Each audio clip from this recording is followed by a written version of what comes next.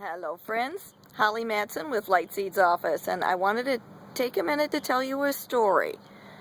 Once upon a time, as all stories begin, there was a fella named Joe who found himself listening to rap music all day long, complained incessantly to his friends and family that he hated rap music.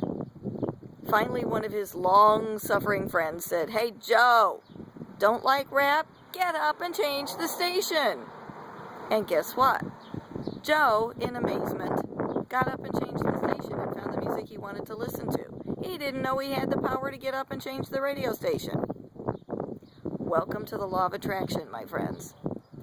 I love to listen to smooth jazz, and if I want to hear that kind of music, then I know I need to change my radio dial to 107.3.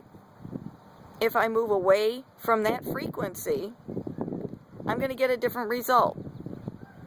And so the lesson to you, my friends, if you don't like the world you see around you, do something about it. Get up and change the station. Listen to the music you love, and your world will be bliss.